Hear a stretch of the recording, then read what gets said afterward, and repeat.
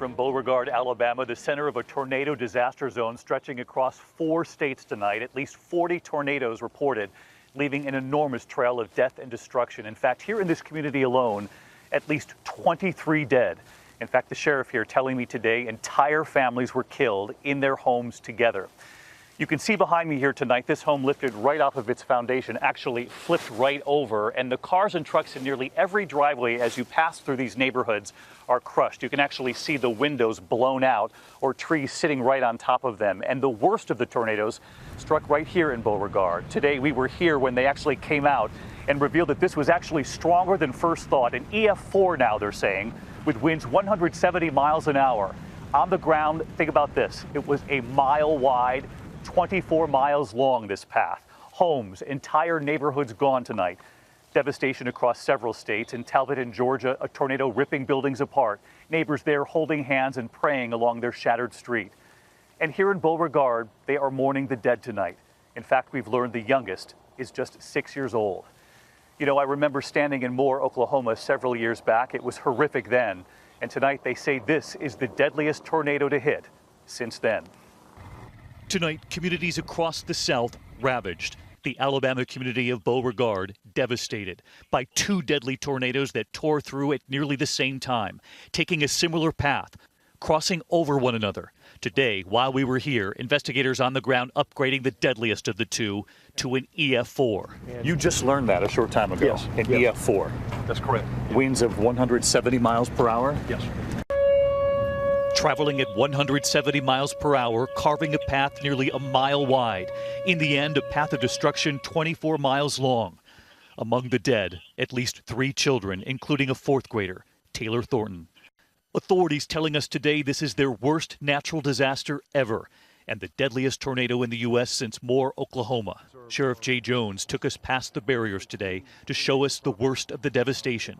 Homes with entire families inside, lost in them. 2 generations of people, in some cases, all in one home, and unfortunately we became victims of the storm. None of them survived.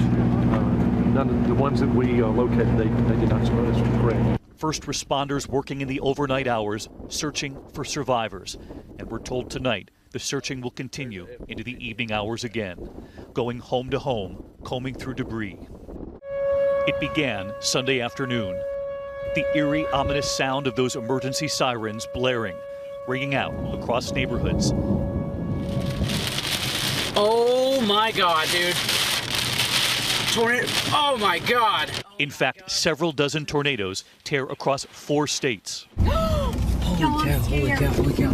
The sparks seen in the distance. The pounding rain. People sheltering wherever they could. In this bowling alley in Fort Benning, Georgia. All of them thankful to be alive. I thank the Lord. You tell God thank you. Lashobia Daniels and her family huddled together in their bathtub. And I just noticed that the wind was picking up, and I looked outside, and I saw my horse running and the wind blowing. That's when my husband asked me what was wrong, and I was like, I think it's a tornado. Her next-door neighbor's home destroyed. The neighbors did survive this. They were grateful that they survived too. They made it through. By the grace of God. Communities tonight grappling with the toll.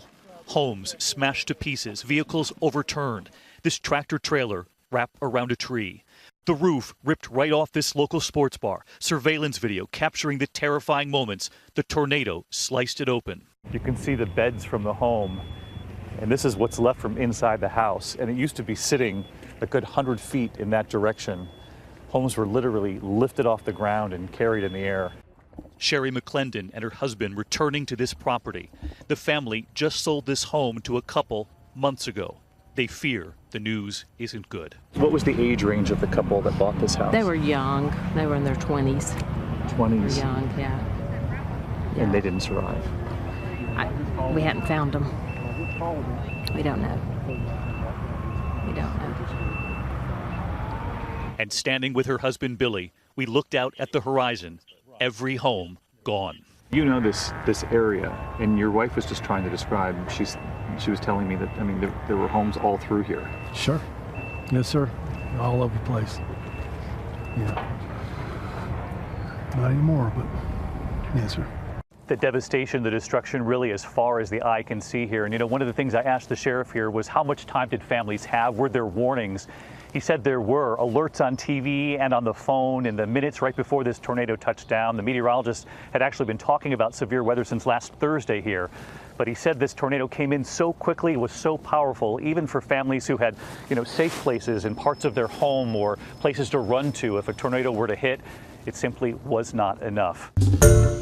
Hi everyone, George Stephanopoulos here. Thanks for checking out the ABC News YouTube channel. If you'd like to get more videos, show highlights, and watch live event coverage, click on the right over here to subscribe to our channel, and don't forget to download the ABC News app for breaking news alerts. Thanks for watching.